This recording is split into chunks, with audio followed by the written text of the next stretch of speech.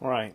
So, I mean, you mentioned Scorsese. You got these incredible people in the documentary. How did it feel to go to those people and have a lovely long chat about, you know, I guess the best years of their careers, some of them, and others were film fans, like Scorsese is a huge fan. What was it like to go meet those people?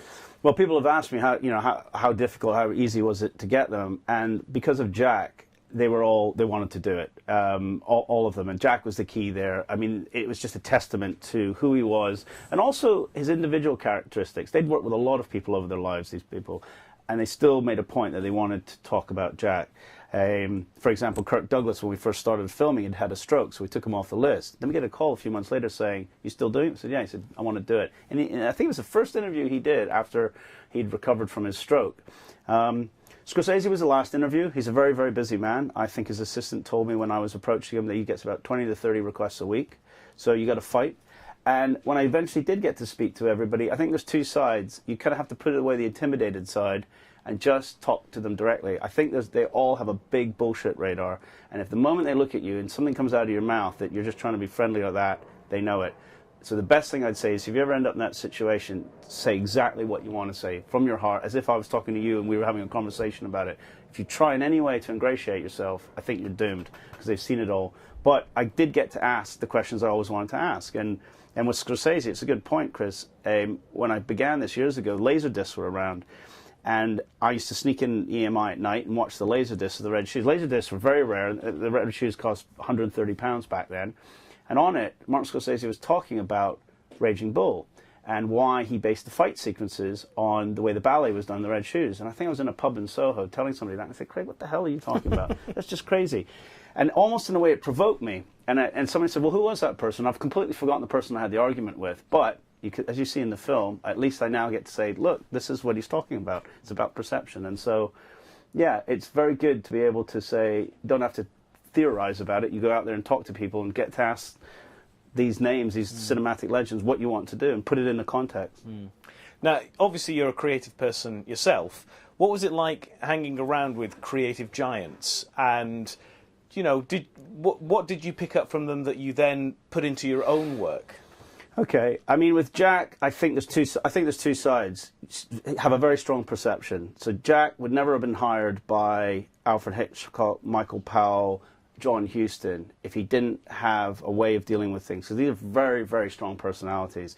And so even if you're starting your first little film, in the Three Friends, make sure you've got a clarity of what you want to do. It doesn't matter. Everybody's perception is different. So from them, I always found that stick to your perception. Two, there's a hidden side to filmmaking, which I think Jack was a genius at. So when he's on the set with Marlon Monroe and Laurence Olivier is trying to get her on to do things, he's a lieutenant, he's a great lighting cameraman, but he's doing a lot of other things as well.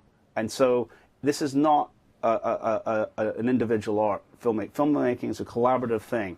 And so there's what you're seen to be doing and what you're not seen to be doing. And Jack was brilliant at both. Right. I mean, that's an interesting point because certainly in my experience, the DPs that create better images are the ones who are thinking holistically as well about the performances, about the way it's all going to come together. And you can see that in his work. I mean, in the clips that we've been showing on the show, it's extraordinary and so ahead of its time as well. Well, I'll give you a good case in point that you said it didn't make the final edit. When he was filming on Black Narcissus, which he won the Oscar for cinematography in 1947, there was quite an intense scene with Deborah Carr. It's about nuns in the Himalayas. And halfway through the scene, the light goes out in the back of the scene. And they let the scene run, and Michael Powell says, "Cut." And he says to Jack, "I suppose you want to do that again because the light went out." And he looks at him and says, "Michael, you crazy? Deborah was just fantastic." Jack was interested in the performance. His lighting was to help. It was an element to the performance.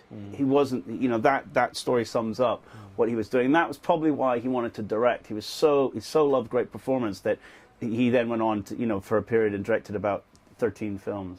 Right. What do you think Jack would say to emerging filmmakers now? If he were around, I know you can't speak for Jack. No. But you have more experience of him clearly than I do, and most of us do. What do you think he'd be saying to emerging filmmakers right now?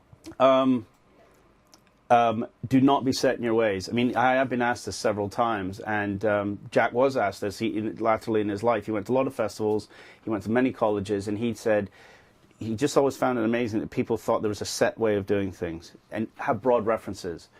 And I don't mean just have references outside the film, as in, you know, theater lighting or drawing or painting. Jack loved painting. Just have references from life and everything like that, and try and draw those in. Do not be, you know, and be very positive and forward thinking. Jack, the last sequence he ever, the last thing he ever shot in the United States was a dream sequence for Christopher Coppola, which is Francis Ford Coppola's nephew, and he shot it all in HD. And Jack loved the fact that he could see these crystal clear images while he was shooting. And in fact, at the end of my film, one of the main points he makes is he says, I don't like it when people come up to me and say, oh, Jack, they don't make those films like those old Technicolor films. He said, rubbish. He likes people to move on. And so if he was to sit in front of a group of audience, he'd say, be enthusiastic, but have a lot of references. So when you're on a set, no matter what camera you're using, what box or what set of tools, you should have your own tools in there. And that's probably what he would say to everybody. Because that's free. It's out there. Right. It's just there. Right. So just coming back to your documentary and the process you went through, what were the mistakes that you made on that journey that, you know, you could say to another filmmaker, I did this classic one, yeah. Don't fall into that hole? I made the mistake of not surrounding myself by people who wanted to make the same film. I thought the persistence or the what I wanted to do, I eventually realized that not everybody Don't get people on board who don't want to make the same film, because it'll end in tears. Whether it's the cameraman or the editor or your producer or the art director or costume, you make sure everybody is going the same way. Now that's a very different thing to say that they're not giving all their input, right? But make sure everybody is the same base thing. So in that way, it costs time, and you have to regroup and do things like that. It should not have taken 30 years. It was a bit of 13 years. It was a bit of bad luck and everything like that. The other kind of general tip you're asking people is the lower the budget, the better the catering.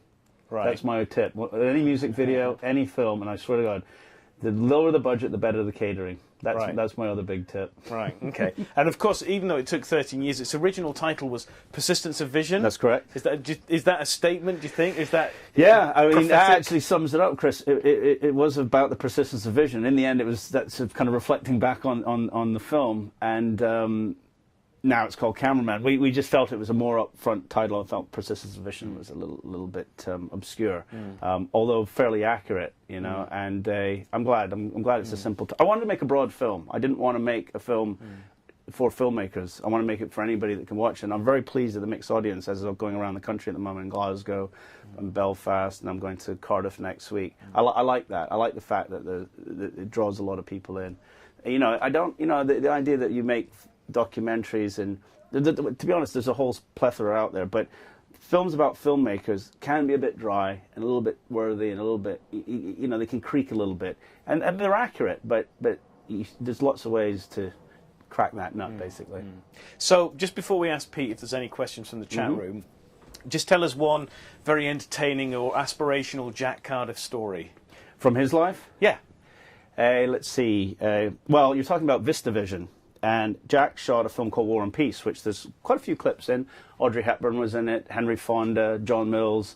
It's a big epic. It was a Dino De Laurentiis, Carlo Ponti thing. And Jack spent a year. And the story that he told me, which is not in the film but in the book, and he was called, and he this was in the 50s. He'd been working hard on another picture. And he got this call from Dino De Laurentiis saying he wanted to do the picture. And Jack thought, oh, God, I'm just finishing a picture.